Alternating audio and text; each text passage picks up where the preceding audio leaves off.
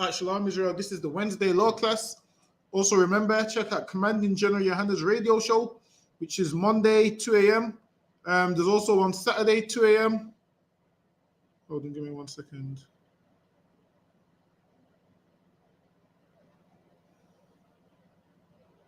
One second. So yeah, there's one Monday, 2 a.m. There's one Saturday, 2 a.m. Also check out the classes we have here in Birmingham, 394 Lodge Road, B18, 5PW. We have live classes Monday, Wednesday, Thursday. You can attend them 7 p.m. till 9. We also have online classes Tuesday and Friday, 7 p.m. till 9. You can also log into those via ISUPK United Kingdom on YouTube or Facebook, Periscope, TikTok, Twitter, whatever the platforms are. We're on all of them. Also, remember, we got the feast day this Saturday, Feast of Dedication, which is same address, 394 Lodge Road, B18, 5PW. Feel free to come on down to that. So B18, 5PW, 394 Lodge Road, and that's where the feast day is going to be at. So feel free to come on down to that. Also, any questions, just type them in the chat. So any questions that you have, just type them in the chat, and then we'll get to them.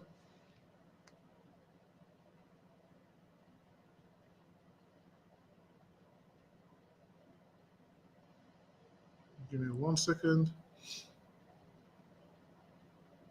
So we're going to start off in the book of Leviticus, chapter 28 and verse 13.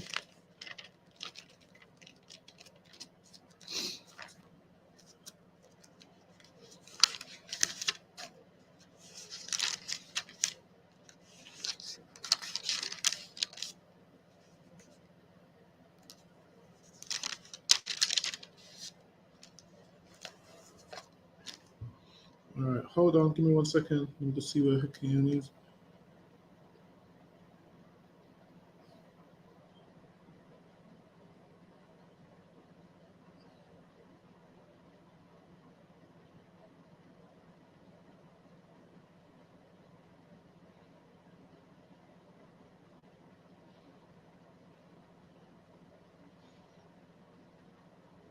All right, so we're going to start off in the book of Leviticus. Hold on, give me 1 second.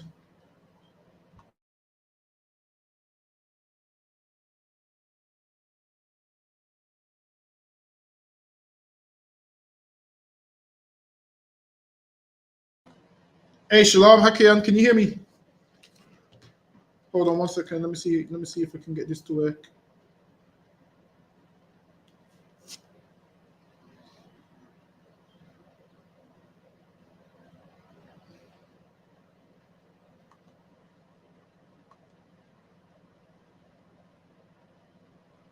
Hakian, can you hear me?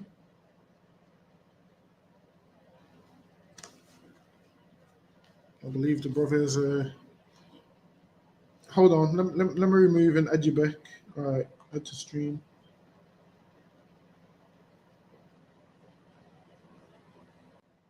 All right, there you go. Hold on. Say something, Hakian. Let me see if I can hear. What? Your speaker is on mute.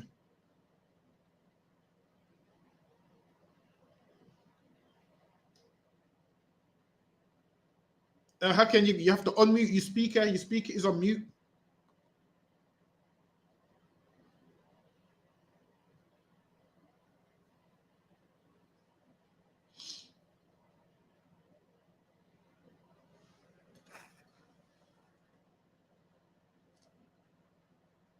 How can your speakers on? You have to unmute your speaker.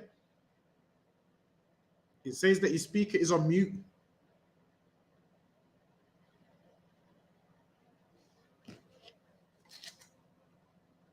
Hold on, let me find the bro.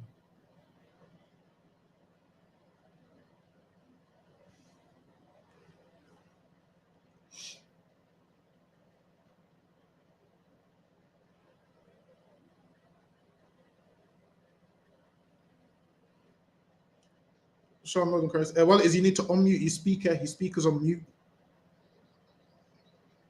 You can't. Wait, what you mean? You can't see nothing? Can you see it now? What do you mean?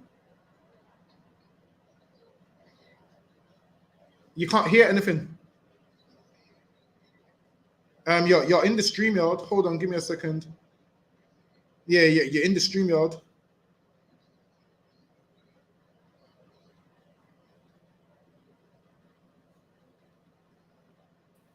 Okay, can you hear me though? Yeah, I can hear you now. I can't hear you though. You can't hear me. Hold on 1 second. Let me just go. 1 sec. Let me just go on YouTube and see what it's sounding like. Wait, can you hear me now? Can't. I can hear you on the phone, but not on the I can't hear you on the feed.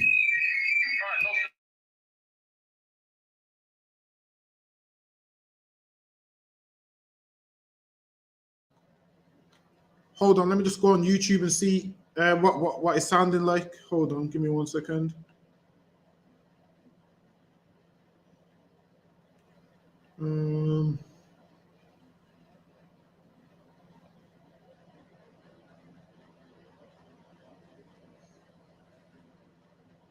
Testing 1 2 3. If anyone's online, just give me a 1 in the chat if you can hear me clearly. Oh no, it's not this side. This side's too loud. Yeah, this side's too loud. Hakian, what about now?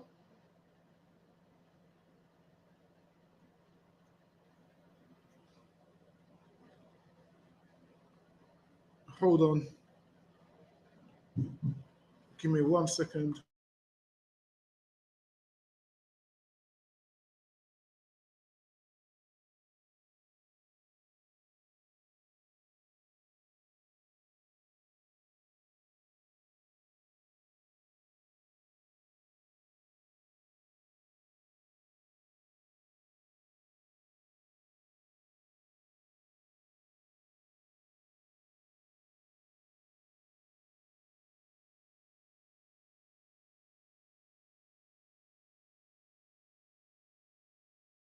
Can you hear me now or what? I can't. Yeah, I can't hear nothing from you. Hakian, can you hear me now? Can't. Can hear you now, yeah. All right, then shalom. Shalom. I'll do other one, yeah. It's cutting out a little bit, so I'm going to connect to the Wi-Fi quickly. 2 seconds, yeah? Yeah, all right, shalom. No question. All right, we're going to start off in the book of Leviticus. Hold on, let me see where we're going to start. We're going to start from the book of Leviticus, chapter 26 and verse 13. Also, any questions, just type them in the chat and we'll get to them. So now, Leviticus chapter 26 and 13. Let's go. What's the time? All right, let's go. The book of Leviticus chapter 26 and verse 13 says, I am the Lord your God, which brought you forth out of the land of Egypt, that ye should not be their bondmen. And I have broken the bands of your yoke and made you go upright. So once upon a time, we was what? Slaves to the Egyptians, man. And they had us in bondage and slavery. And the Lord saying he broke that slavery, man. That's what it means when he's saying he broke the bands. Because someone with a yoke and bands is on them is someone who's enslaved. And the Lord saying he broke that off us so we could go upright, man. He broke those off of us so we could do what? Be a nation which functions on our own. Be a nation which does things by ourselves without the oppressor oppressing us and treating us horribly. So the Lord said he broke them bands and made us upright. And what did the Lord want us to do in return? Serve him, man. Serve him and respect him and honor him and worship him, man. The Lord wanted all of that from us. But instead, what did we do? Wanted to go back to slavery. Wanted to be amongst the Egyptians. Like the life the Egyptians was living and we wanted it. We didn't know how to be self-sufficient. And that's where we are today. Black people don't know how to be self-sufficient. We don't know how to function without the oppressor. We don't know how to function without these other nations. We feel like everything that we do, we need their approval. We need them to tell us when we can do stuff, when we can't do stuff. We feel like we need their approval for everything. We feel like without them, it's not right. And this is why this devil, he rules the whole earth. And this is why even people from other cultures, from African cultures, what do? They have 2 weddings, man. They have a British wedding, which is considered the real wedding. And then they have an African wedding. If you embraced your own culture, you wouldn't need to have 2 weddings, man. You would say, you know what? We've been doing this for years and it's been just fine. We're going to continue doing it. But this man weakens the nations and he puts his flag there. and gets everyone to worship him and gets everyone to follow his way of life. And this is why everybody is getting ready to celebrate Christmas next week, man. The whole world is getting ready to celebrate Christmas next week. The whole world is putting presents under the tree and having Christmas trees. I even heard that there's something new that people do. Well, it might be old, but it's new to me, where you have elves in the house for kids. And then when the kids are asleep, you mess the house up and make the children think the elves did it. That's a new one to me. Like, we've gone that far to do what? Lie and mess up the house and blame on the elves so our children can have a little bit of fun. Listen, man, tell your children that Santa's not real, man. Listen, I was just speaking to my children today. About Santa, and they was like, what's his name, Mr. Husk. They was like, yeah, Mr. Husk was Santa. I was like, all right then. So if Santa's meant to be Santa, why is Mr. Husk dressing up as Santa? And even the kids was wondering. I said, if Santa's meant to be Santa, why is Mr. Husk dressing up as Santa? I said, look, man, Santa's not real, man. And they understood it, man. They understood it. They're like, what, 5 and 6, and they understood it. That if Santa Claus was real, nobody would have to dress up and pretend to be him. He would just be him. Imagine this, you lying to your children, dressing up, putting a beard on, ho, ho, ho, giving out presents. And listen, man, there's no point doing all of that. Just tell your children from now, Santa's not real. The sooner you tell them, the better, man. Christmas ain't even that serious. Imagine this, the price of energy bills, and everybody's got time to put what? Lights all on the roof. Santa Claus and the reindeers all on the roof. Listen, man, the price of gas and electric right now, you shouldn't even be firing up that Christmas tree, man. You shouldn't even be plugging in that Christmas tree. You've seen the price of electric. Let's read on.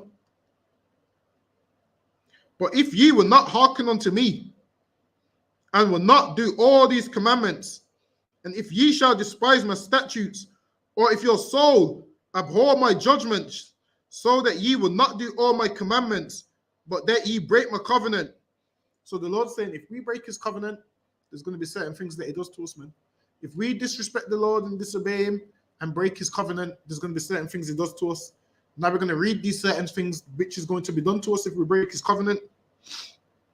I also will do this unto you.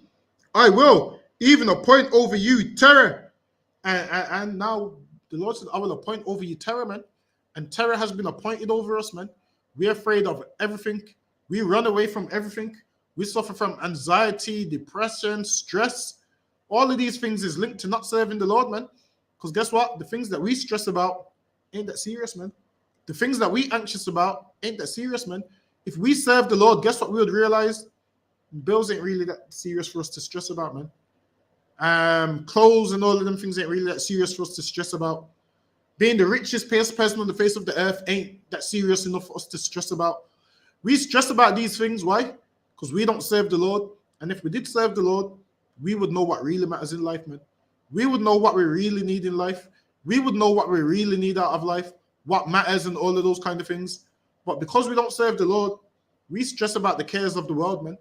Because we care about the cares of the world, everything stresses us. Things that shouldn't stress us, man. We're supposed to be stress-free, man. But because the cares of the world causes you to stress, why? Because you believe you're not successful in this world.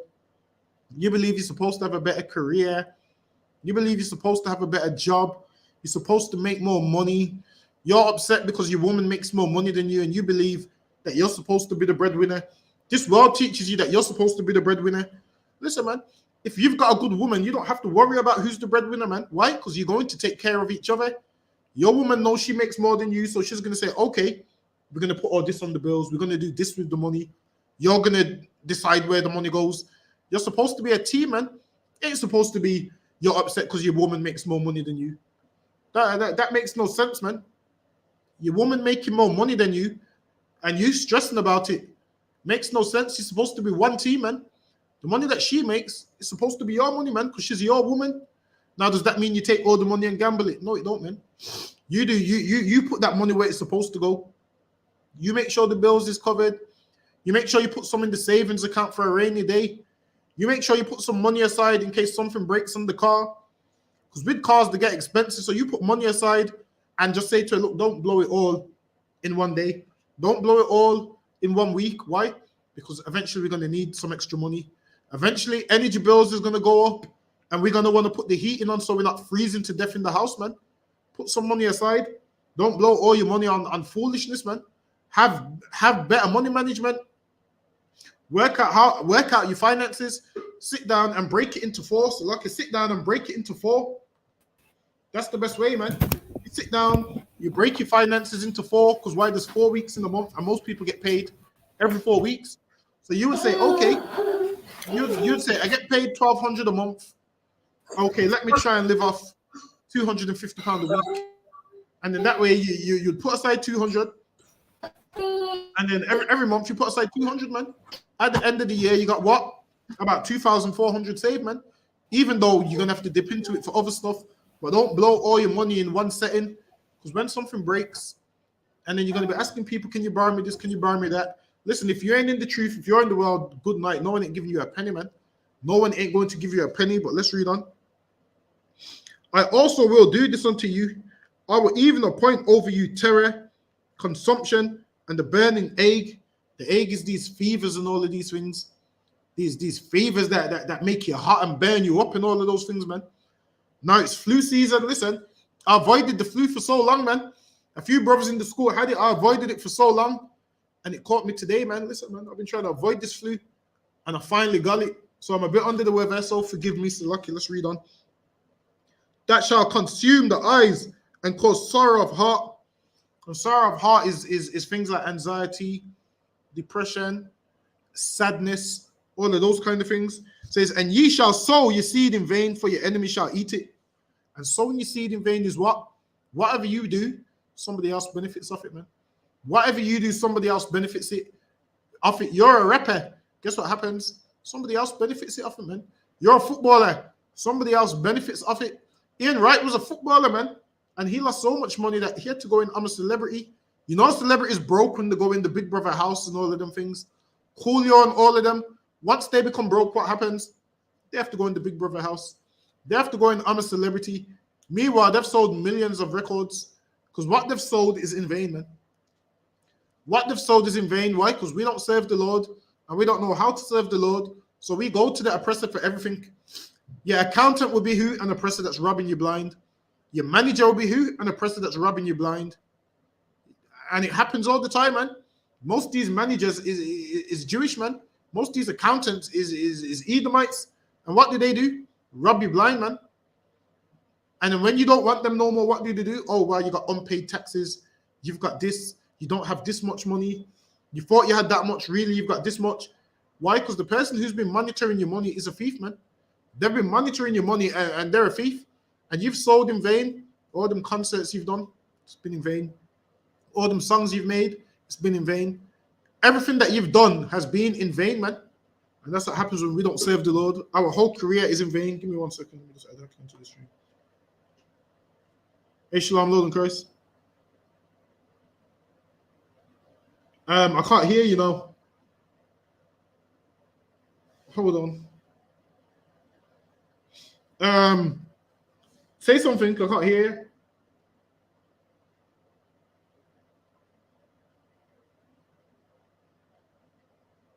I don't know what you've done to your mic, but I can't hear.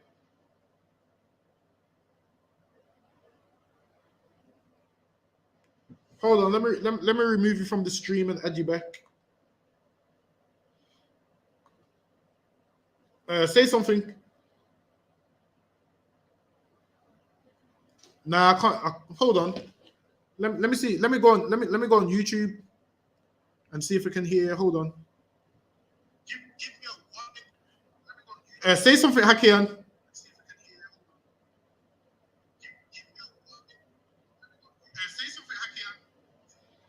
You might have to fix your mic again.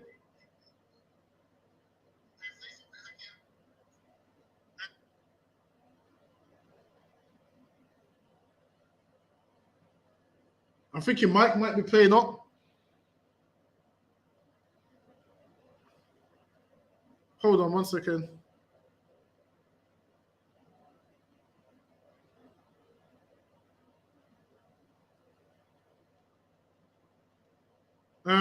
You know what? How can what have you done with your mic before? Just do that again. Just leave the room and then try and come back in.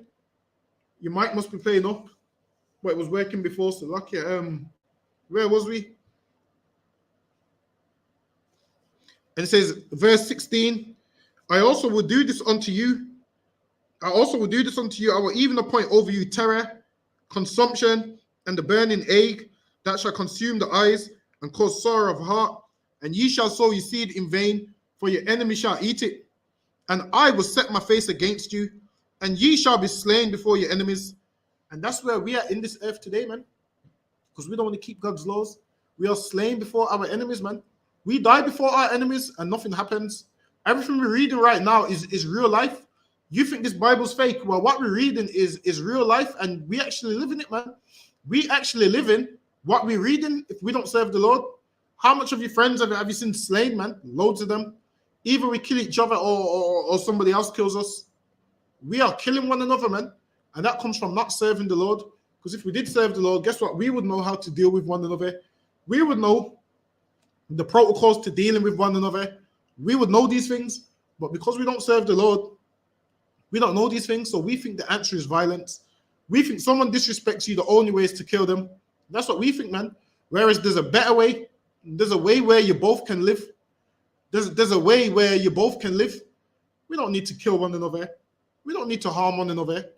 Let's read on. It says, and sow your seed in vain, for your enemy shall eat it. And I will set my face against you. And one time the Lord was with us, man. And when the Lord walked with us, guess what? Nobody could harm us. Nobody could harm us when the Lord walked with us. Why? Because the Lord was protecting us. And then now, once we stopped serving the Lord, that protection went out the window, man. Once we stopped serving the Lord, that protection went out the window and everybody came in. Everybody wanted to come in and harm us before, but what? They couldn't. Why? Because the Lord was fighting for us. The Lord was protecting us. And now we don't have the Lord's protection. These nations can now come in with slave ships, man. They can now come in and sell us. They can now come in and slay us. They can now come in and sell our babies. They can now come in and rape, rob, and murder us. They can now come in and blacklist us and not allow us to have an opinion and not allow us to have a say. Why? Because the Lord is against us, man. And they've been waiting for this day. They've been waiting for this day that the Lord's been against us. Hold on, let me find that precept real quick.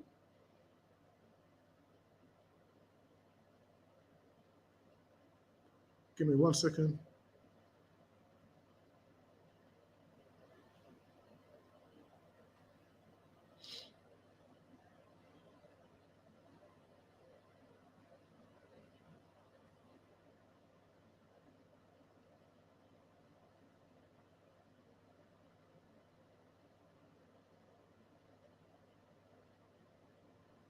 Hold on.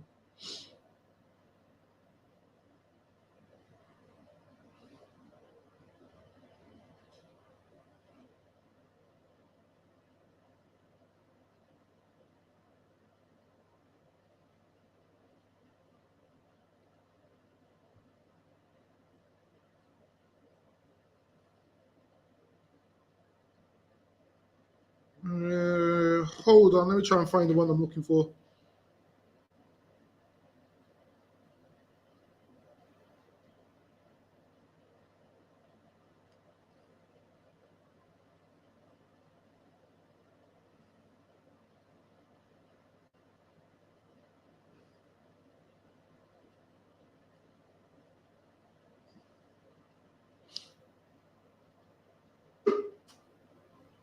Hold on. Let me see if this is the right one. The book of Lamentations, chapter 2 and verse 15.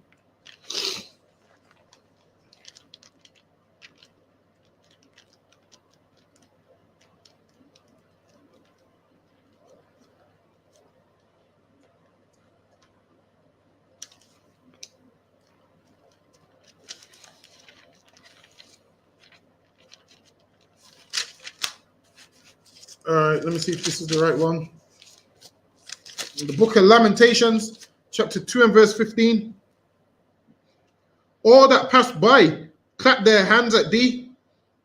They hiss and wag their head at the daughter of Jerusalem, saying, is this the city that men call the city of perfection? Listen, man, they've waited for this day. You see the day to see black people on drugs, black people destroyed, black people killing one another, black people losing their nationality. They've waited for this day, man. And they clap their hands and they, look at them. Look at those black people. Look at them. They do all of those things. They're happy when they see black people in this state. So once you start talking about you're the real Jews, guess what happens? That upsets them, man. Because they want to see you in a state that makes them laugh. They want to see you in a state that makes them happy and makes them drink.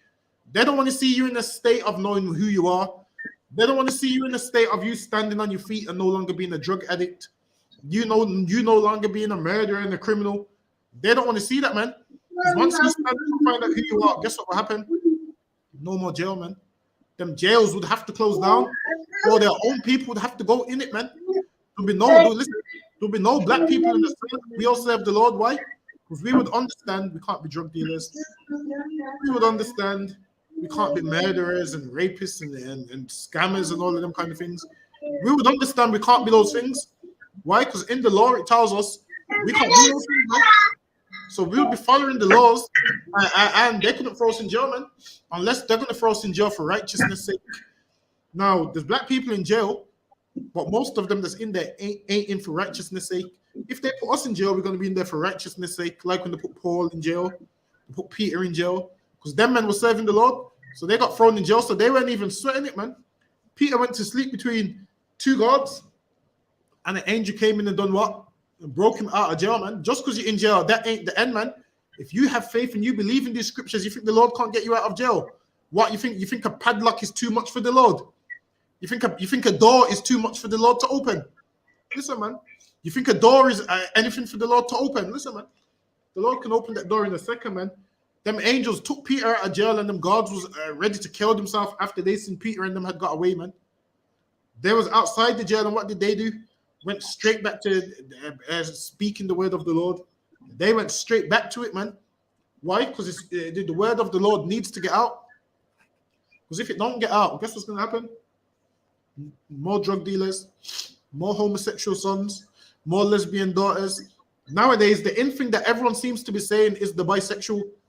It's unlawful to be bisexual, man. It's against God to be bisexual, man. It's against God for you to live that lifestyle, man. Hold on, let me read. Wait a minute, okay, give me that one. Give me Leviticus. Give me Leviticus 20 and 13. Is that the one I want? Leviticus 20 and 13 are the one. Yeah, go ahead.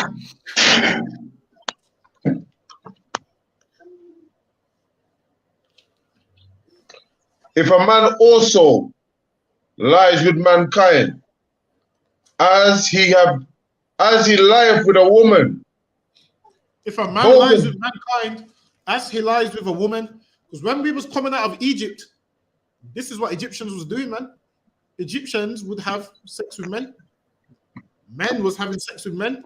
A man would have sex with his mother. A man would have sex with his sister.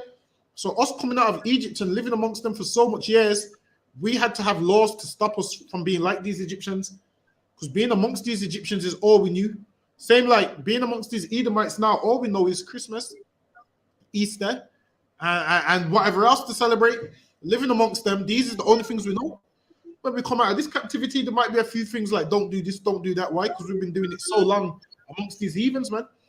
And there's certain things we can't do, and homosexuality is one of them, man. Don't let this world teach you that it's okay and you can fall in love with who you want and you can't help who you fall in love with. Of course you can help who you fall in love with, man. The thing is this, you want to give into that demon and that lust, and you don't want to fight. You just want to take the easy option, man. You want to take the easy option and give into the demons in your head. And what the demons in your head is telling you to do, you carry it out with your actions, man. These demons start off in your head and they lead you to carry out the actions, man. You could even say, I'm not going to do this, man. You could say, I'm not going to do this. Satan tried to tempt Christ, man. We'll get that one after. Read the rest of this one. Both of them have committed abomination. Both of them have committed an abomination, man. Both of them, them two men, they've committed an abomination, man. Two men shouldn't be doing nothing like that together, man. Two men should be doing nothing like that together, man. Read on. They shall surely be put to death.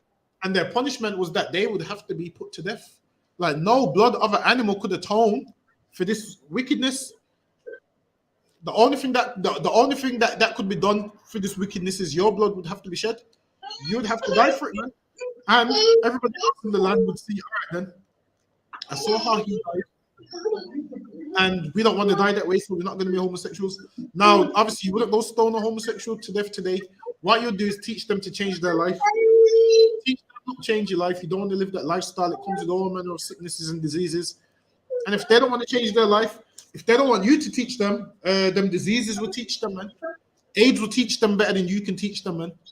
Listen, when they're going getting medication every day and every morning, that will teach them better than you could teach them. So they could either listen to you and learn, or they can learn the hard way. But either way, they're going to learn. But just think, everything that you tell someone in here, all the truth that you tell someone, they got two options. They can either learn from you, or they can either learn from the thing that you're trying to save them from, man. They can either learn from you, or they can learn from the harm that's going to come their way, man. Right. So Lucky Hakian, are you able to pull up news reports on your phone? News reports. Can you hear me clearly though, sir? Yeah, kind of can hear. Oh, okay, no sweat. I can't. I can hear you, but not fully. But it's okay. I think we can go like this. I'm not able to get any news reports on the phone because I'm not too sure how to operate it, sir. Oh no, this was on a news report of Google. Oh, okay, of Google, yeah. That shouldn't be a problem. If you just give me a second. Did you want me to read it, sir? Yeah, if you could, I'm gonna try and find it on this side as well. Okay, no sir. Just give me a second.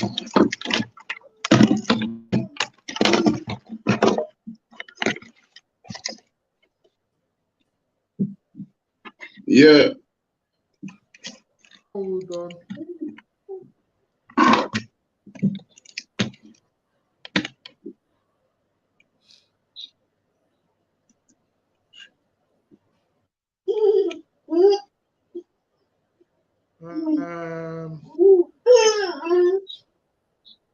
Hold on, wait a minute. Actually, you know what? I might be able to. Let me share it from this side. This is a story that you're just hearing about. This is a story we've been hearing about in Birmingham for the last week. Okay. Go on. Can you hold on one second? Let me go back on the StreamYard to make it. So like you said, let me try this. 1 second. Say that again.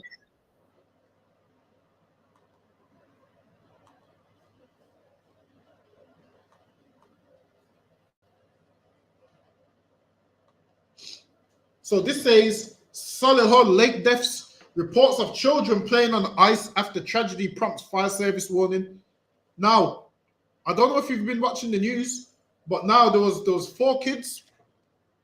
Those 4 kids, and they was playing on the lake. So you see when the lake turns into ice. These kids was playing on this lake like it's an ice rink. They was playing on this lake like it's an ice rink, man. And then what happened? The ice on the lake broke.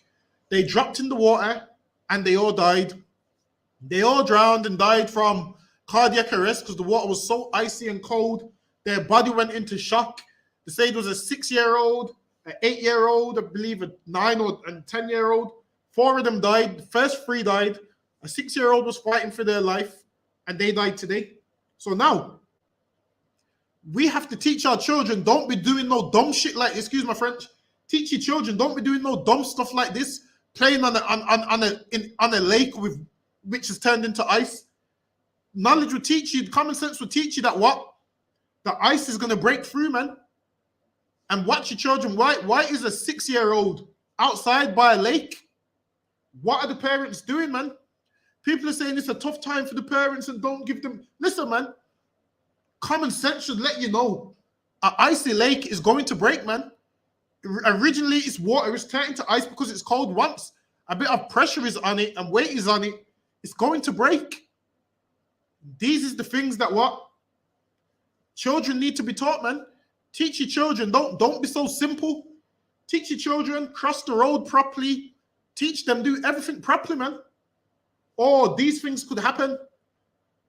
These things could happen, man. It says Solihull Lake reports of children playing on ice after tragedy prompt fire service warning. and children are still playing on the lakes. If your children want to go ice skating, take them to the proper ice skating rink where it's safe, man. Don't let them go play on the lake. What do you think is going to happen, man? If you're playing on the lake, you're supposed to drown, man. If you're playing on the lake, you are supposed to drown. You ain't supposed to be playing on no lake. That's just a thin layer of ice, and you running on there thinking it's an ice rink.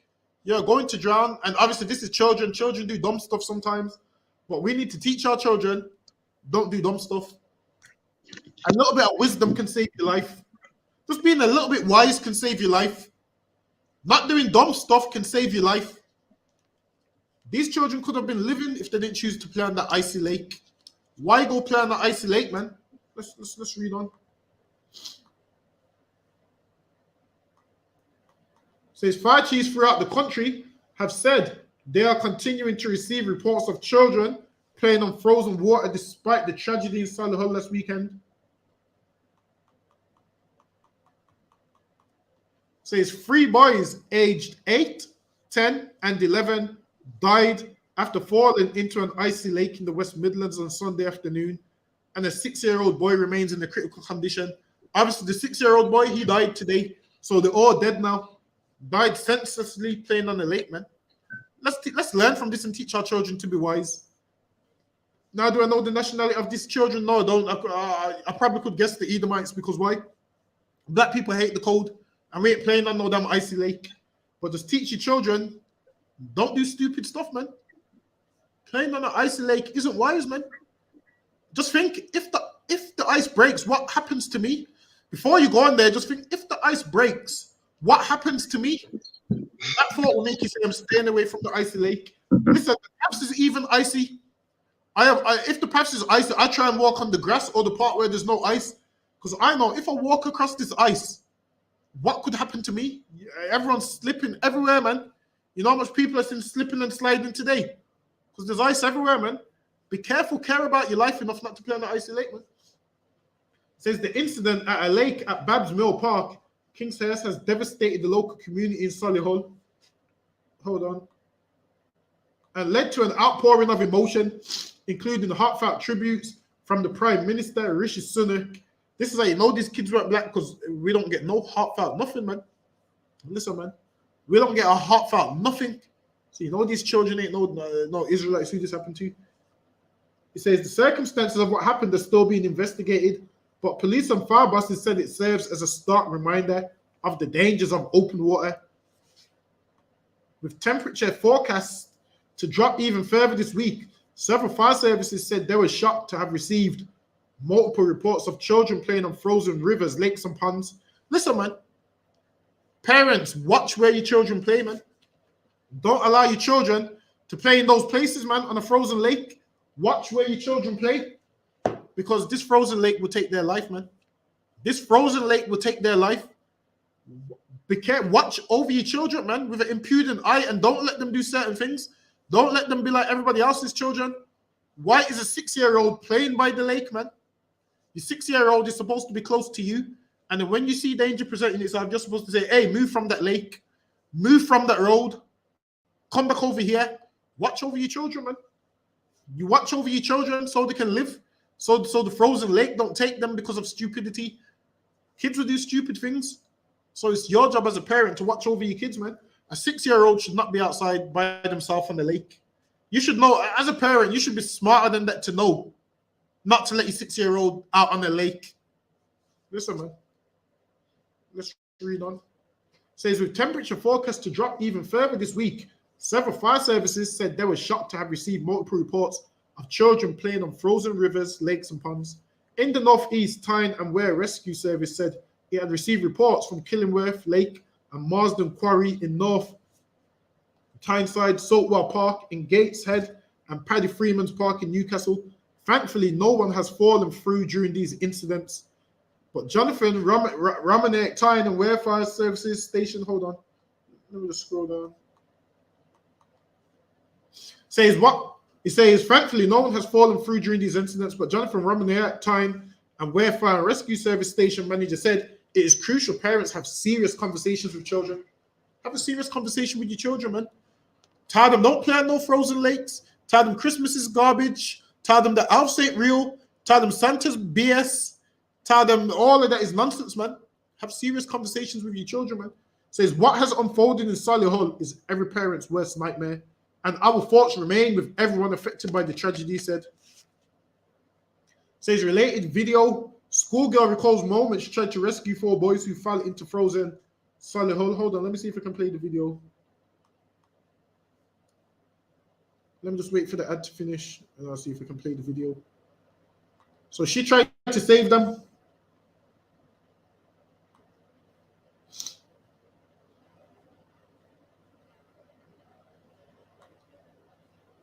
I was just trying to like find branches off trees and try to pass it to them, but they were too short. It's just horrifying, and it was just kind of, I was just clueless because I tried to help, but I couldn't. I was just trying to like find branches off trees and try to pass it to them, but they were too short. It's just horrifying, and it was just kind of, I was just clueless because I tried to help, but I couldn't. And listen, man, they lost their life, man. Hold on, let me see which one this one is. Yeah, they lost their life. She goes, I tried to help by passing branches to them. So she's trying to pass branches to them, but the branches was too short. So now, if you know anything about a lake, if you fall into a lake and it's frozen ice, you're not going to get out of that lake. You know why? Because you trying to get yourself out. Guess what? You're going to be pulling on trying to get out of more ice. And the ice is going to keep breaking, and it's going to keep breaking. And you can only be in that kind of cold for so long. Do you know how cold it is in Britain? Listen, man. If it's cold indoors, can you imagine being outdoors? So being in them frozen lakes, and as you're trying to get out, there's more ice, and you're breaking more ice. And the more you're trying to get out, the more ice is breaking. And no one can save you, man, because if they come on the ice, it's going to fall through for them as well. And nobody's going to come and save you, man. And you could have just avoided the whole thing by not playing on a frozen lake. Have these conversations with your children, man. Teach them, cross the road properly. Look both ways. Don't be running across roads. Don't be doing certain things. There's certain things what doesn't have to be in the law for you to know. It's common sense. There's certain things in life that you must do to stay alive, man. Like there was a man, he was dancing on top of a lorry. Like there's certain things, wisdom can save your life, man. The certain thing, a man was dancing on top of a lorry for Instagram, and guess what happened? This lorry went under the underpass. Hold on, I'm gonna find the article. Let me find the article.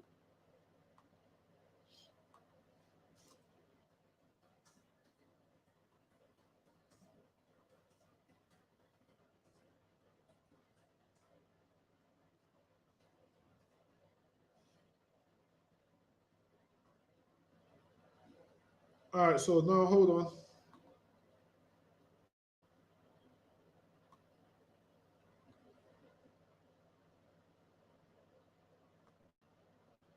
All right, this is the next one. I believe this one here is a brother. He was doing some dumb stuff. Hold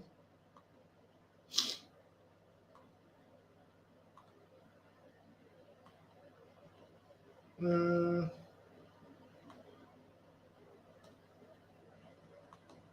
So this man here, he's dancing on top of a lorry for Instagram. So now you see that bridge there. As the lorry is going under the bridge, this man's body slammed into the bridge, and he died. Why? Because he wanted to dance for Instagram. Sometimes doing dumb stuff can be the death of you, man. Sometimes being stupid and simple could be the death of you. You don't have to just break God's laws to die. You can just be simple and die. Because why? You want to cross the road on a motorway. You want to go dance on a lorry like you have no brains. You want to go play on a frozen lake. Sometimes you can die because you lack in wisdom, man. Because you lack wisdom and do stupid things. And wisdom is a principal thing that you should get, man. Because a wise person would understand I'm not going to dance on the top of no lorry. The top of a lorry is not made for a human to be dancing on. If I want to dance, I'm going to go on the dance floor. But doing this for likes, you're going to kill yourself, man. Let's see if it shows the video. I don't think it does.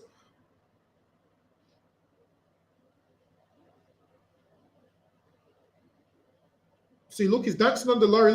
Look. So he's dodged the first one. That's the first bridge he dodges. But then there's a next bridge that he doesn't dodge. So he's dancing. Obviously, to stop it there. I don't know who this hoe is. I don't know who that hoe is. Okay. YouTube putting holes in the adverts. Lucky. So now, that brother right there is dancing on a lorry, and he hit the underpass, and it twisted his whole body. He fell off the lorry and died, man. Why? Because of stupidity. We ain't supposed to be doing them stupid things. But hold on, let me go back into the topic where I was at. Give me 1 second. Let me go back to...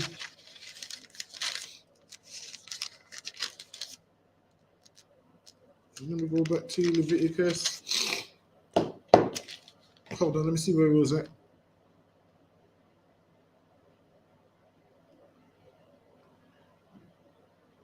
Bear with me, I'm a little slow today. It's just me one for the day. Hold on.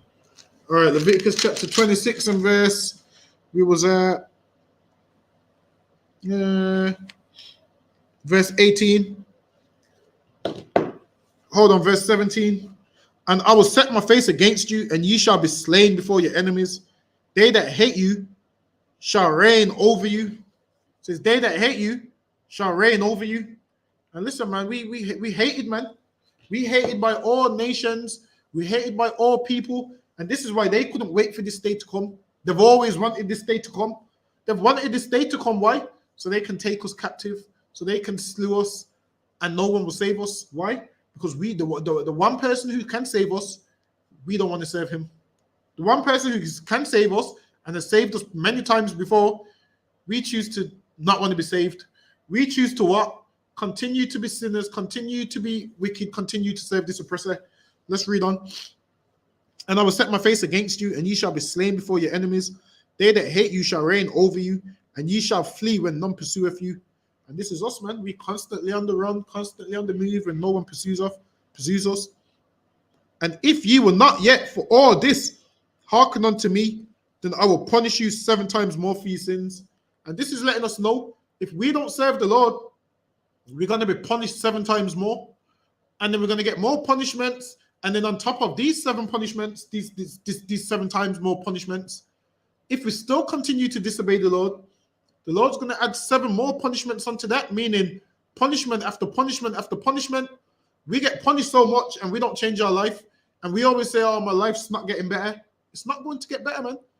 Why would the Lord make your life better when you ain't learning your lesson? What is going to happen is there's going to be more punishments. There's going to be more punishments coming your way because we choose to not serve the Lord. So let's read on. And if you are not yet for all this hearken unto me, then I will punish you 7 times more for your sins. And I will break the pride of your power, and I will make your heaven as iron and your earth as brass. And wherever you go, it's going to be a hard times all the way around, man. Listen, it says, I will make your heaven as iron and your earth as brass. Wherever you are, it's hard times everywhere, man. You see when people say that saying, I'm in between a rock and a hard place. That's our life, man. We're in between a rock and a hard place. There's no soft place for us. There's no rest and no peace and no green pastures for us. Why? Because we in between a rock and a hard place because we don't want to serve the Lord, man. All around us is death, destruction, people dying young, people committing suicide, black men killing other black men, women killing their babies, everything, man. Women killing their men killing their women, us dying of alcohol poisoning, us being alcoholics, us dying from cancer and all of those things. Why? These are the 7 times more punishments that we're receiving, man. And we don't live a long life. Why? Because these punishments consume us, man. These punishments consume us. All of this death, destruction, it sticks to us, man. Why? Because we choose to live that life. We don't want to serve the Lord, so death and destruction, it sticks to us like a garment, man. People, the whole world knows what? Black people die young. The whole world knows what? Black people don't take care of their family. The whole world knows what? Black people have baby mums and they're not together and they hate each other and all of those kind of things. The whole world knows this, man. Why? Because these sins and these curses stick to us, man. They stick to us so much that what? The first thing people say to you is, as a black man, how much baby mothers do you have? How much kids do you have? How much baby mothers do you have? That's the first thing people say to you as a black man. Do you know who your father is? What's your father in your life? They don't say these things to the Arab man because they know the Arab man knows his father, man. They know the Arab man stays with that woman, man. But with us, our life is so upside down, and these nations love to see it, man. Our life is so upside down, and these nations love to see it. It says, and I will break the pride of your power, and I will make your heaven as iron, and your earth as brass, and your strength shall be spent in vain. And our strength is in vain, man. The strength that we have now is in vain. Why? Because we ain't serving the Lord. That strength that we think we have no strength, man. Strength comes from serving the Lord, man. Listen, man. All these rappers think they got strength until they get cancelled, man. All these celebrities think they got strength until the white man shows them they have no strength. We all think we got money until this devil shows us we don't have money. He just shuts down your bank account. Imagine this. If you're making all of this money off concerts and there's a man that pays you, just imagine how much money the man that's paying you is getting. Obviously, he's making more than you. Just imagine if you make this percent, just imagine how much money your label's making. Imagine you probably get 10% of whatever of the records. So who's getting the other 90%? Listen, they're making all the money, man, and we not. We think we're making the money because we have the little diamond chain, we have the jewelry, and the watch. We think we're making money, but really we ain't making nothing.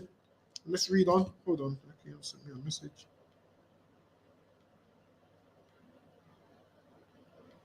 Hold on. It says, and your strength shall be spent in vain, for your land shall not yield her increase, neither shall the trees of the land yield their fruits. And everything we plant, we don't reap nothing. Like we was just saying, you make all these albums, you don't reap nothing. Imagine Tupac sold over 75 million records, man. Came out of nothing, went jail, dropped, made 5 movies, got about 12 albums, all these unreleased songs. And guess who's in charge of all Tupac's estate? Hold on. When they wanted to cancel Tupac, when you had that rape claim, he had a rape claim. When they wanted to cancel Tupac, there was no white man there to save him. Now he's making money. Let me show you who's in charge of his estate.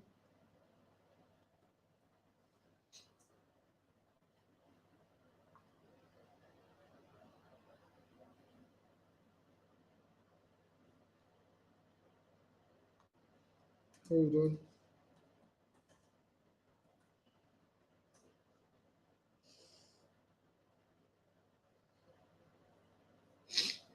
Hold on, let me see if I can find it.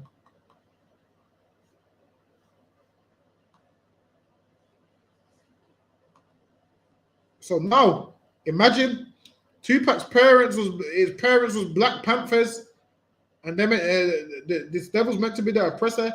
This is the man right here who's in. Let me go back.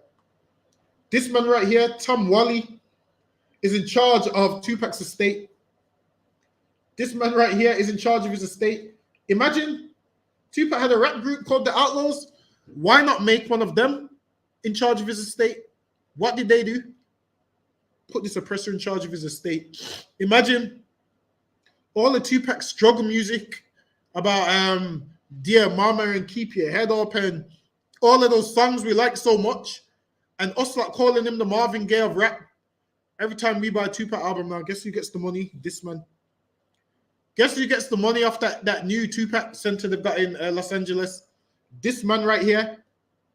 Tom Wally, a white man, is in charge of his estate. Considering that was meant to be pro-Black Panthers, why not put a black man in charge of it? And this is what the Bible's talking about when it says what? Another nation eats up whatever we plant, man. Another nation eats up whatever we have. Imagine all of that Me Against the World album of him rapping about how hard his life is.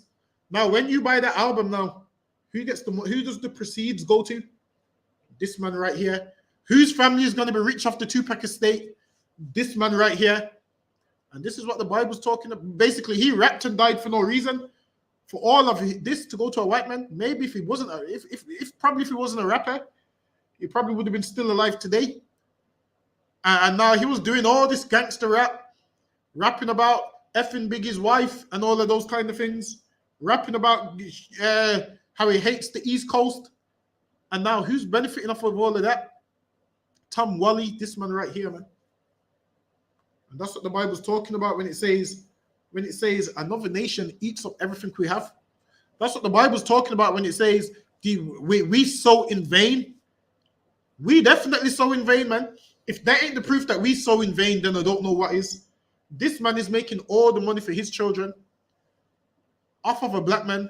Not just off of a black man, off of a dead black man. Imagine that. A black man had to die to further his career, man. A black man had to die to get a certain title. And now this white man just eats up everything, man. Gets all the money, gets all the riches off of every album, man. It's disgusting. Let's read on. It says, and I will break the pride of your power, and I will make your heaven as iron, and your earth as brass, and your strength shall be spent in vain. For your land shall not yield her increase, neither shall the trees of the land yield their fruits. And if ye walk contrary unto me, and will not hearken unto me, I will bring 7 times more plagues upon you according to your sins. So according to your sins, the Lord is going to bring 7 times more plagues upon you, man. 7 times more punishments. You wonder why some people's life is so hard and they go through all these things. These is the punishments from the Lord because we don't want to serve him. So the Lord will bring these plagues on us. This death, this destruction, these diseases, these infections, gout, diabetes, all these things will be brought upon us because we don't want to serve the Lord. Let's read on. I will also send wild beasts among you which shall rob you of your children and destroy your cattle. And the Lord was going to send wild beasts which would rob you of your children and which would destroy your cattle. Because if you've got cattle and there's certain animals, imagine if you've got cattle somewhere and a big beast finds your field, that beast is going to destroy your cattle, man. And what happens when that beast destroys your cattle? It destroys your money, destroys your livelihood, because you can no longer fund what you used to have. Why? Because all your cattle's dead, man. Listen, the Lord said he will destroy you in every way possible. He will destroy you with infections and diseases. He will destroy you by destroying your pockets, making you have no job, making you have no income, making you lose all your income. The Lord's letting you know he will destroy you in that way also, man. Let's read on.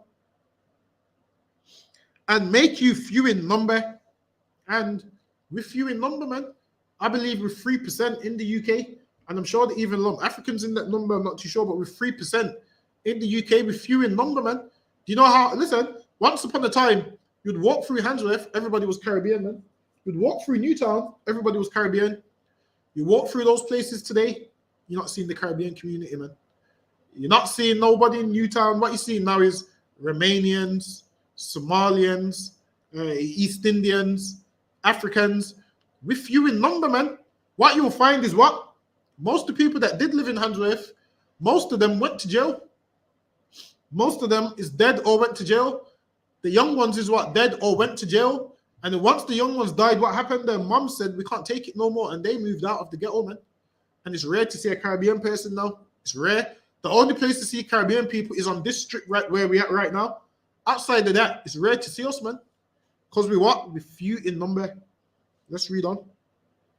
And your highway shall be desolate. And if ye will not be reformed by me, by these things, but will work contrary unto me, then I will also walk contrary unto you. And the Lord said, if you turn your back on me, I'll turn my back on you, man. If you want to go to war with me, I'll go to war with you. And you can't go to war with God, man. It's a losing battle.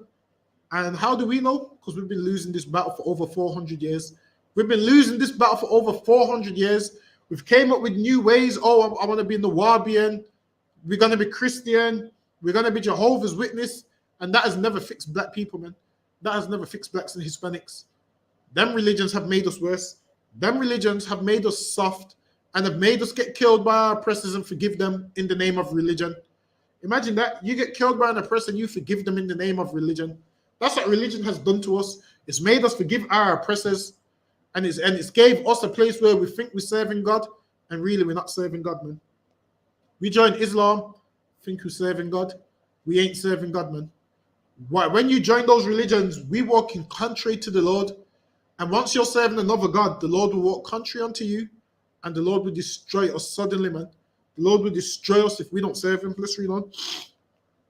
Then will I also walk contrary unto you, and will punish you yet 7 times for your sins. And then the Lord saying, I'll punish you more times for your sins. The Lord saying, I'll punish you more times for your transgressions. I'll punish you more and even more. And this is why we're being punished so much, man. Because we choose to not serve the Lord. Whereas we could serve the Lord and live. I think that's what we should do. I think we should serve the Lord and live. Our life would be a lot better if we served the Lord. But obviously, we got other plans. We got other plans and we want to do other things. Let's read on. And I will bring a sword upon you that shall avenge the quarrel of my covenant. And the Lord made a covenant with us. And if we break that covenant, then the Lord's going to bring a sword upon us, meaning punishment and destruction, which avenges that covenant. The Lord wants that covenant kept. And if you break that covenant, then you have to die. You keep breaking that covenant and don't change your life and repent, then you have to die, because that covenant is going to stand. If you break that covenant, the thing that won't stand is you, because you're going to be dead. But that covenant is going to stay. The Lord made a covenant with us. The Lord gave us a second chance. All right, he's like, broke the covenant. I'm going to give you a chance to get right. I'm going to give you a chance to come back. The Lord gave us that chance. And that chance is right now. We need to change our life. We shouldn't take it for granted. It says, and I will bring a sword upon you that shall avenge the quarrel of my covenant. And when ye are gathered together within your cities, I will send the pestilence among you.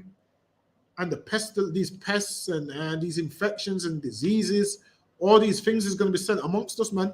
The pestilence, let's read on. And ye shall be delivered into the hand of the enemy. And where are we right now? In the hand of the enemy. All these things was written before it happened. Black people must have been listening to this thinking, yeah, that's not true. It's not going to happen. They must have been thinking, yeah, that's not going to happen. While we delivered in the hand of the enemy. And this is why we live in the life we live in, which is so disgusting. We die so much. Our life is horrible in this place, man. Because is delivered in the hand of our enemy. And now we're getting ready to celebrate our enemy's holidays. Our enemies celebrate Christmas, Easter, all of those things. And now we're getting ready to celebrate what our enemies celebrate. Why? Because we're in the hand of our enemies and they've colonized us and they've taught us their religion. They've taught us their culture. And we don't know what our own culture is. We don't know what we're supposed to do, what we're supposed to eat, how we're supposed to speak, what our language is. But thank God for the ISUPK, man. Because now you get your language back. You get your culture back. Everything that you had was lost. You now get it back, man. You now get everything that was lost. You now get it back. We get all these things back, man. Let's read on. And when I have broken the staff of your bread. Hold on, give me 1 second. Hey, Shalom, Lord Christ. All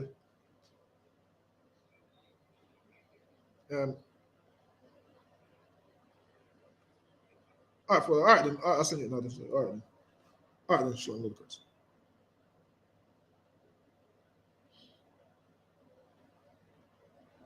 Hold on, give me 1 second.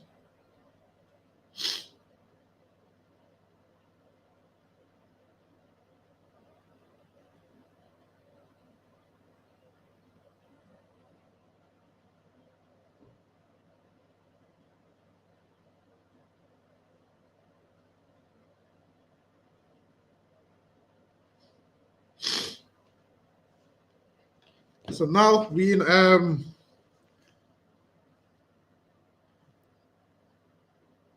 So now we in verse, where was I? Verse 16. No, it was past that. Verse 23. And if ye will not be reformed by me, by these things, but will walk contrary unto me, then will I also walk contrary unto you, and will punish you yet 7 times for your sins. And we're being punished because we choose to not serve the Lord.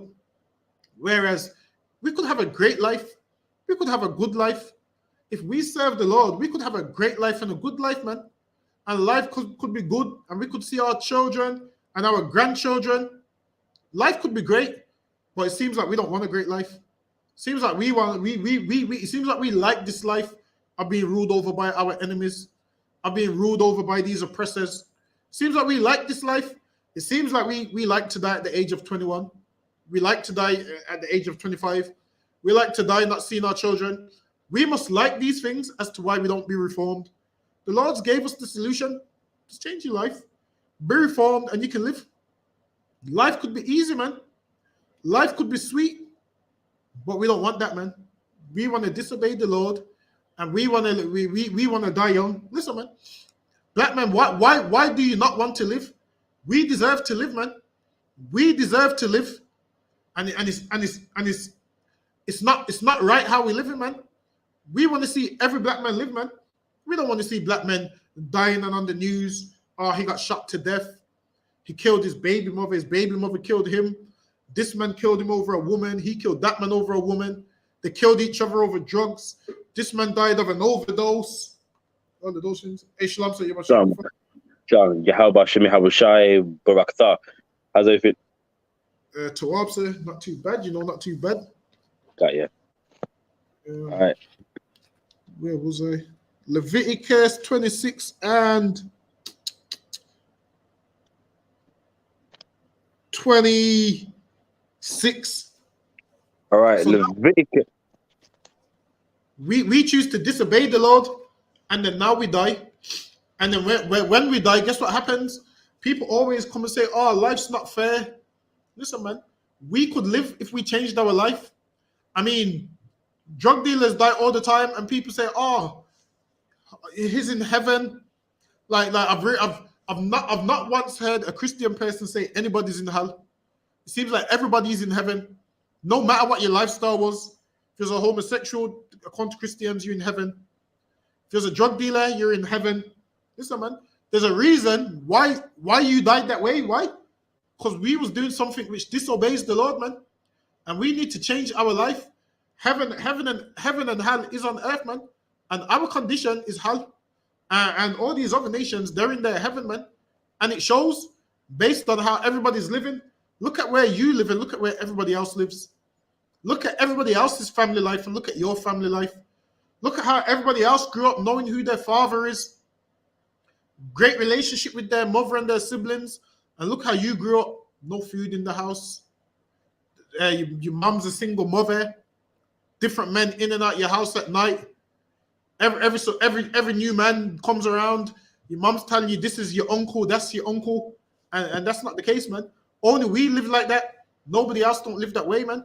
And that's because we break God's laws. If we and now that we in the truth, we break this cycle for our children, man. So our children don't have to go through what we went through. Our children don't have to see multiple men coming around to the house. Our children don't have to see their mom with multiple different men.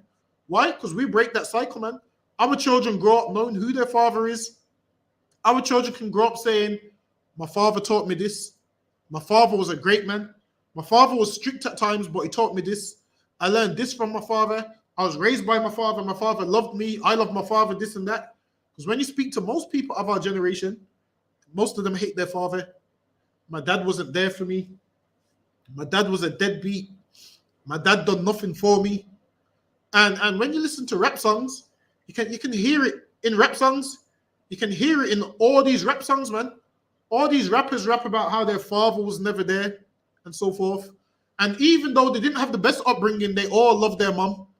And that's just our life. So go ahead. Leviticus 26 and 26. And when I have broken the staff of your bread, 10 women shall bake your bread in one oven, and they shall deliver you your bread again by weight, and ye shall eat and not be satisfied. And this is talking about child support, man. That bread right there is talking about money, man. It says 10 women shall bake your bread in one oven, meaning what? All these women you got, these baby moms you got is going to put you on child support, man. And they're going to take that bread, and once they deliver that bread back to you, you ain't going to be satisfied because you got no money left, man. Because they broke up that bread. This bread here is money. They broke up that bread. Hold on, let me just block these. So they broke up that bread. They've took child support, I believe, to take about 15%. They've took that 15%. The bills, I think if you got more than one the baby mom that puts you on child support, it goes to 25%. Imagine that. Imagine they take the 25% of your money after tax. They don't take it. No, I'm sure they take it before tax. No, I'm sure they take it after the tax. So now they deduct your tax, then they deduct the child support. So just look at it like this: tax take what, 22%. So now Done. tax take 22%. These women is going to take 25%. That's 47% gone. Imagine, let's say you're a man and you make, let's say you make about the average wage is about what, 1,500 a month. About 1,500 a month. Let's say once these women have took that bread and this government's took its tax, you're sitting on maybe just a little bit, just about £800 left from 1,500. You've lost £700 and now you've got £800, which means what? This has to cover your groceries, your gas and electric, your rent, your car if you got one. Of course, you're not going to be satisfied, man. This is our life. 10 women taking your bread, and when your bread's delivered back to you, at first it was a whole bread, meaning you had a whole check. Once it comes back to you, the check ain't whole no more. The check is broken up. Listen, man, this is our life. Go ahead. And if ye will not for all this hearken unto me, but walk contrary unto me. And the Lord's named punishments. The Lord said, listen, I'm going to punish you if you do this. I'm going to punish you if you do that. So the Lord said, I'm going to punish you for all these things. And if you continue to walk contrary unto me, I'm going to keep punishing you. And this is why our life doesn't get better, because we keep walking contrary unto the Lord. Meaning the Lord wants us to go one way. We would rather go the other way. So now we're being punished for it, man. Now we're being punished for it. And now you find yourself in the ghetto. A job where everybody hates you on the job and you hate everyone on the job. Every day for you to go to the job, you hate the job. You don't want to be there. All of those kind of things. Go ahead. Verse 28. Then I will walk contrary unto you, also in fury, and I will chastise you 7 times for your sins. And it says, I will chastise you 7 times for your sins. So now, this whole chapter is talking about the Lord punishing us, man. The Lord said, if you do these things, I'm going to punish you. I'm going to punish you. I'm going to punish you. I'm going to keep on punishing you. And that's where we are in life right now. Now, listen, if we want these punishments to stop, we need to keep God's laws, man. It's not rocket science. Keep the laws of God and life will change. We're punished and we die young and we keep on dying. And it seems like this is the life we want to live, man. Like, why would you want to die young? Why wouldn't you want to enjoy life like everybody else gets to enjoy life? Imagine this. Everybody else gets to enjoy life except blacks and Hispanics, man. We can enjoy life if we serve the Lord. The thing is this, Christianity holds us back. Islam holds us back. We join them religions, and what happens? We end up being second-class citizens in them religions, man. In them religions, we end up being second-class citizens. We join them religions, and you're always on the bottom, man. Listen, people tie in Islam, you're all one and there's no caste, and there's no different sects. Of course there is, man. When you look at Islam, who sits on the top of the food chain? The Arabs, man. Do you think the Arabs look at a Somalian Muslim as the same as them? No chance, man. Imagine this. As a black Muslim, you are lower than a Somalian Muslim, man. And a Somalian Muslim is low. What you'll find is what? Arabs and Somalian Muslims don't even go to the same mosque. They don't even go to the same mosque. Most of these Somalian Muslims and your black Muslims, they're Salafis and they have like a separate mosque. There's a picture the other day of Mike Tyson in his Muslim gear, man. And he's lost, man. He's lost. Because Islam ain't stopped him from smoking weed, man. I'm sure Mike Tyson sells weed as well, right? He does, yeah. He's got his own weed ranch also as well. See? But no, also off the back of that, there's a picture with Mike Tyson and DJ Khaled, and Commanding General Hannah on Black Watch said something so heavy. Mike Tyson is a legend, and in the picture, DJ Khaled's in the picture like he's the hotshot. And why? Because we follow the Arabs' religion. Because I believe the picture was in Saudi Arabia, and DJ Khaled's in the middle, arms crossed, like he's the attraction when you're not. DJ Khaled don't even make his own beats. You know what I mean? He has a production team, and in picturing Mike Tyson, he's acting like he's the person to look up to. And that's what happens, man, when, you know, we follow the religion of another nation of people. Mike Tyson is the legend, not him. I'm going to see if I can pull up the picture. Where was they? Mecca? There was, yeah, in Mecca. So in the picture, DJ Khaled is in the middle. I believe it's Mike Tyson and his dad. They are with him. Hold on, let me see if I can put it up.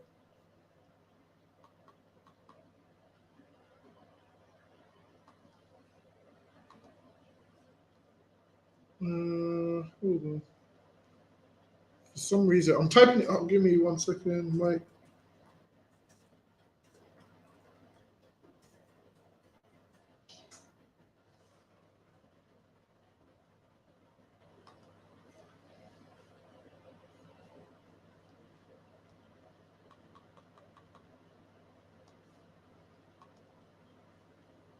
No, that's still, hold on.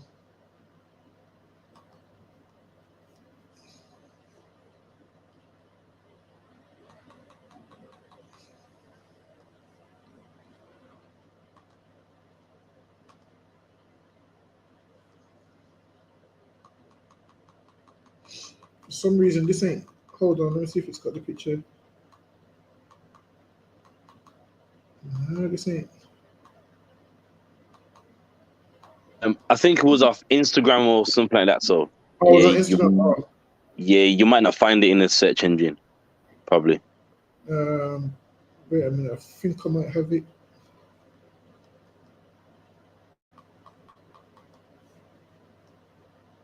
Yeah, there's one here, but it's small. Hold on, let me just.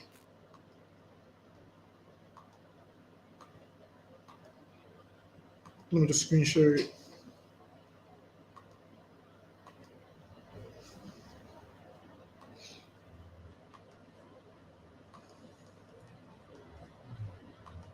This is the best I could get it. This one here. Hold on, let me just make it bigger.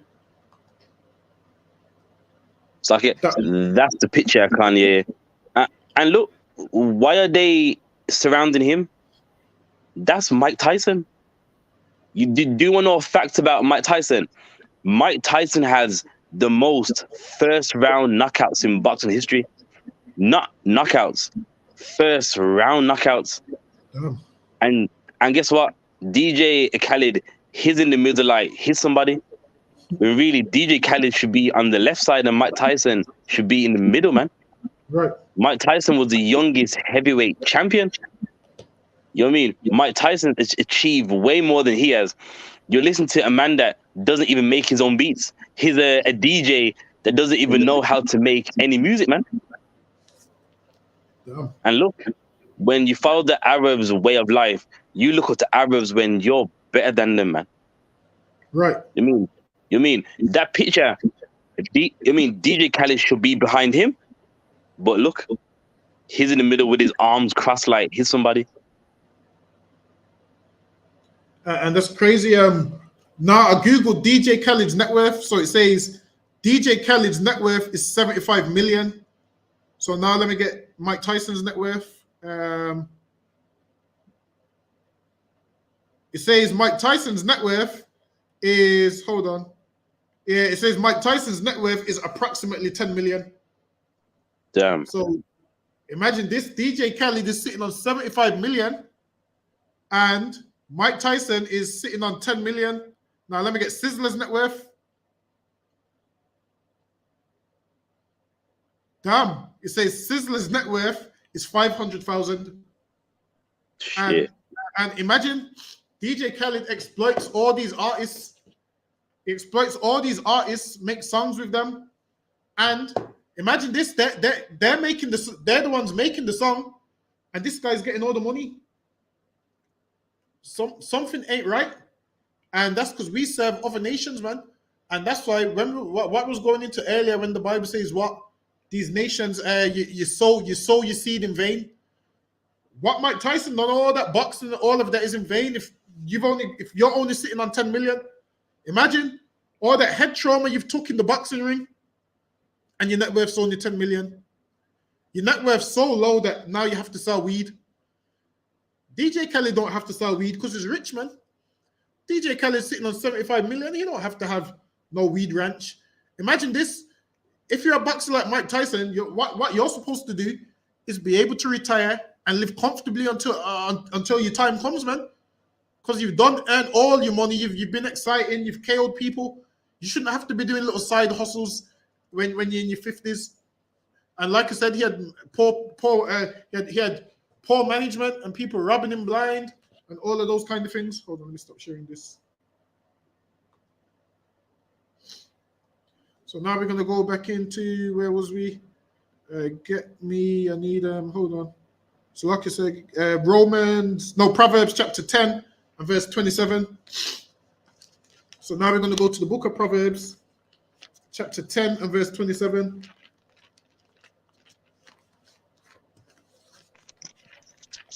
The book of Proverbs 10 and 27. The fear of the Lord prolongeth days. It says the fear of the Lord prolongs days. So now if we feared the Lord, we could live a nice long life, because the fear of the Lord is what? The beginning of wisdom. So you fear the Lord and you know, all right then, because I fear the Lord, I'm going to keep his laws, statutes, and commandments. You would know, I fear the Lord, I'm going to keep his laws, statutes, and commandments. That's what you would know. And it prolongs days. But when you don't fear the Lord, you live a reckless life. You start selling drugs.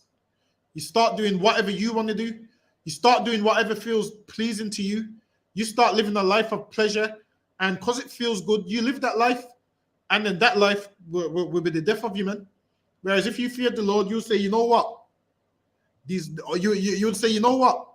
I used to smoke weed and it would calm my nerves, but I'm not going to do it no more, man. And all of this smoking weed calms my nerves. Listen, man, the thing is this, you're a drug addict, man. If you're taking prescription drugs and it ain't came from the doctor, you're a drug addict, man. If you're taking, the thing is this, you can't say that, oh, this weed is medicine when you're getting it from a drug dealer. That makes no sense, man. If it was medicine, it would come from the guy who is a doctor. It would come from a guy who works in a medical practice, a guy who's studied endlessly and years to know, okay, then, this is what you need. And this is how you know most of these people lie to you. You know why? Because even when it comes to your drugs that doctors give you, you do know that there is a specific dosage. Have you noticed with these drug addicts, there's no dosage? Right. There's no dosage. They just however much they want. Like, it just comes down to whatever they feel like today. Listen, man, when you have painkillers, what does it say on the box? What does it say? Take 2 every 4 hours. That's right. It says take 2 every 4 hours. Now, if you buy pills off a random man off the road, it comes with no little information booklet. Weed don't come with an information booklet, man. It don't come with it. All medications that you get when you go to the doctors, it comes from what? It comes with a little booklet, and they put a sticker on there. They put a sticker on there with your name on there, and this is prescribed to you such and such. And they will tell you, take 2 of these a day. They'll say take 2 every 4 hours. You don't just take as much as you want. Well, it is, you're dying from these drugs that you're taking because they ain't been, well, it is, they're not even prescribed drugs, and you don't even know the right amount of dosage. You do know with plants, where doctors, physicians way back in the days, when they would give you herbs as medicines and stuff, even they had a certain dosage. Even they knew that the part for healing was in the bark, or the part for healing would be in this part of the plant. Nowadays, you go to a man that sells you drugs, he don't know this, he just gives you the whole plant. He just gives you the whole plant with everything in there, not realizing there's parts of it which is killing you, man. If you ever looked up medicines, you would see that's how it started. Obviously, it started with plants. Even today, the medicines that you have today, it's still the same thing. What they've done is they've just isolated the cell and they've just enlarged it to just make more. So all these things, your paracetamols and your morphine and all these things, all of these things comes from plants and whatnot. So when people say, oh, I'm going back to herbs, if you did know anything about medicines, what you would find is it's the same thing. They've just found out a way to do it have it on a larger scale. That's all it is. What verse was we at? 27. 27. Yeah, There's a bit more. Yeah, go ahead. But the years of the wicked shall be shortened. But the what? But the years of the wicked shall be shortened. And it says, but the years of the wicked shall be shortened, man. And this is why we die. And this is why we die. Why? Because we live a horrible life, man. And the good news for you is you can change your life. Now, if you're thinking in your mind, oh, I'm evil, you don't have to be evil, man. If you're thinking in your mind that you're evil, that's a good thing. And at least you're acknowledging you're doing something wrong. At least you're acknowledging the life I'm living ain't right. You can change it. You can change your life, man. You can do the right thing. Why must we die? Listen, man, us in the ISUPK, we are here to save lives, man. You ain't never going to hear us say the 2/3 and this, and we ain't going to say that, man. Because we want every Black and Hispanic to live. We want all of us to live. We want all of you to see your children, your grandchildren, your great-grandchildren. We want you to have life, man. Because we've been seeing our people not have life. We've been seeing our people dying in their 20s, in their 30s. And the things we're dying from, we don't have to die from, man. Our years of life is being shortened because we choose to not serve the Lord. Our life is being shortened. Why? Because we choose to what? Smoke drugs, sell drugs, and eventually selling drugs. Someone's going to want to rob you. Just think about it. When someone does rob you, you think you don't deserve it, but you do deserve it, man. You do deserve to get robbed. Imagine this. You're robbing somebody else of their life every time you give them drugs, man. Every time you sell someone drugs, you're shaving years off their life. You do know when you smoke, it affects your lungs and all of them things. And this is why most people that smoke are so out of breath, and your lungs and stuff go all black. Hold on, let me see. I'm going to see if I can pull up a picture of a smoker's lungs.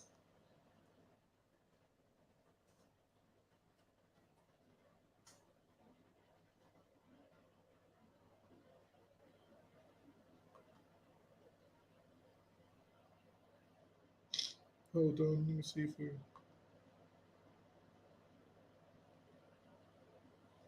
Hold on, let me just pull it up from here so I can just... So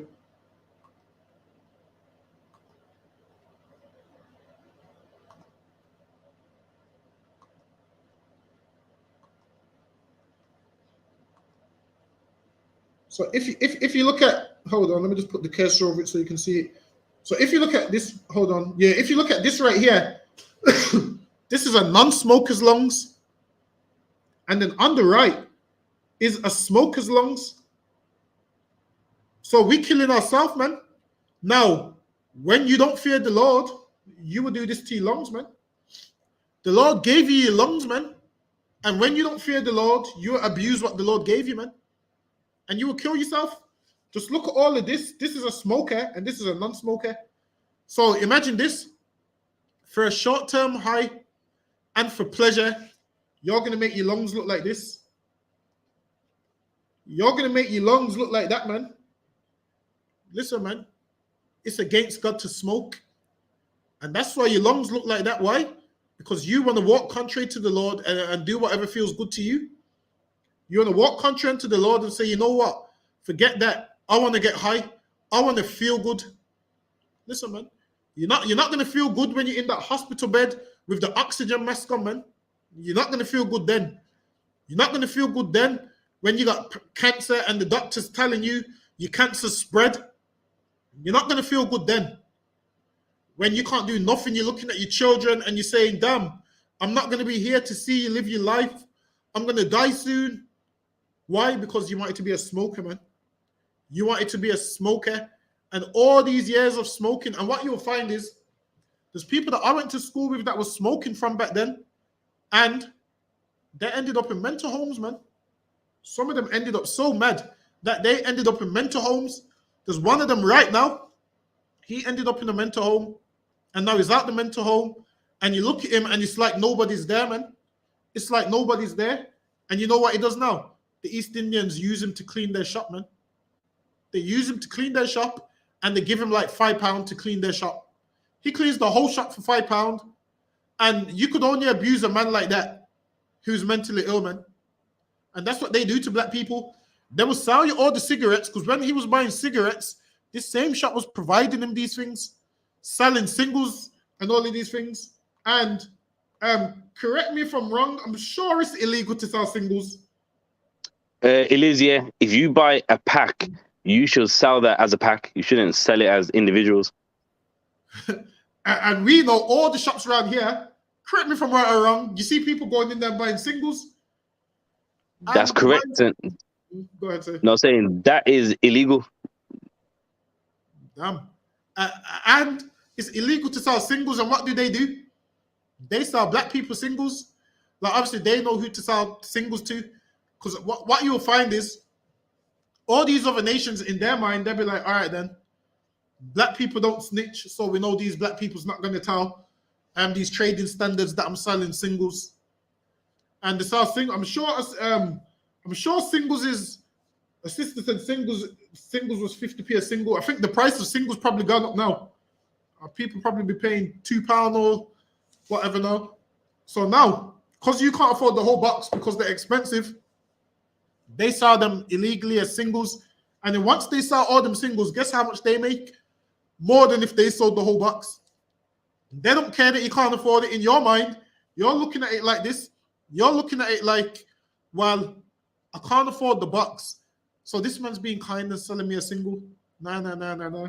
This man knows if he sells singles, he's making more money. Listen, man, these nations is such scammers. Even the chocolates and the drinks in the ghetto, they sell them cans where it says not to be sold separately, and I see them selling it separately, man. They don't even hide it off the can. On the can, it's on the top, not to be sold separately. Listen, man. They scam us and lie to us all the time. And all this weed that we're smoking is blackening our lungs, and it's slowly killing us, man. And it's linked to mental health, and it's linked to schizophrenia and all of them things. And we do all this for a short-term high. And the reason we getting high and smoking, why? Is because there's pain in our life, man. And there's other ways to deal with this pain in your life. The thing is this: you're getting high to avoid something. You're not going to be able to avoid it that way, man. You think getting high fixes the problem. When you sober up, that problem's still there, man. What you need to do is be a man and not be a coward and stand on your feet and face this problem head on, man. The only way to get problems gone is facing the problems, man. It's like a bully. If you keep running away from the bully, guess what's going to happen? The bully's going to keep on bullying you, man. If you keep running away from the bully's going to keep on bullying you. What you need to do is stand on your 2 feet and face this bully, man. You need to stand on your 2 feet and face your fears, man. And say, you know what? I'm smoking weed to avoid this. Let me deal with the situation. The only way to deal with a situation is walk right to it and get past it, man. In order to deal with something, you have to put it behind you, man. You have to put this situation behind you so it's no longer in front of you, man. The thing is this: we have these problems in front of us and we don't face them. What we do is get high to make us forget the problems for a minute. And then guess what happens? As soon as you sober up, the problem comes right back. And we're killing ourselves in the process, man. Getting high is a slow form of suicide, man. If you're getting high, that is self-harm, man. You look at people like, oh, this man cuts himself and he self-harms himself. If you're smoking weed, you're self-harming also, man. What do you think you're doing to your lungs? You just don't see it. And you don't believe you're self-harming. Why? Because everybody else smokes weed and everybody's self-harming. You think it's normal to smoke weed. Whereas someone said to me the other day, actually, they was like, yo, how's your background Jamaican and you don't smoke weed? That's what they said to me. How's your background Jamaican and you don't smoke weed? And it's a shame. It's a shame that that's what Jamaicans is known for. This is what we're known for. If you don't smoke weed, you're not Jamaican. It's a shame. If I can chime in on that, it was a few years ago. I'm a lorry driver, so I was on the site. I said to the man, I have these canopies. Because I'm Jamaican, he goes, what? You got a cannabis? I'm like, oh, you bastard. Like, he got me. See, and listen, man, they do all these things to us. All these things to us that what? Being an alcoholic and being a drug addict is synonymous with being Jamaican and Caribbean. Whereas they see nothing good comes from those places, man. They see nothing good comes from those places. So what do? Make all these negative comments. How are you Jamaican and you don't smoke weed? You're a different kind of black man. You're the only black man that don't smoke weed. Listen, man, I know tons of black men that don't smoke weed. The thing is this, everyone stereotypes us and is racist towards us, man. Everyone is racist towards us and we don't see it, man. And they look at us and they all look down on us and they all oppress us and all of those kind of things. And with that, that brings us to the end of the class. You want to say anything before we close out, sir?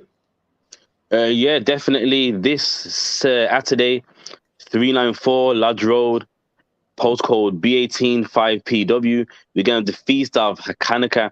So, you know, if you're in the UK, be there, man. But if from Leeds, Manchester, Liverpool, I mean, wherever you may be, you know what I mean? The ISUPK is the place where you need to be this Saturday, yeah? All right, man. All right, shalom, sir. Shalom, Yahweh Shem Yahweh Shai, Barak Thar. So, like the captain said, we'll see you here Saturday, December 17th. The feast of Hanukkah. Be there, 394 Lodge Road, B18 5PW. Okay, Shalom Israel. We'll be here tomorrow with Officer Karafia. Shalom Israel.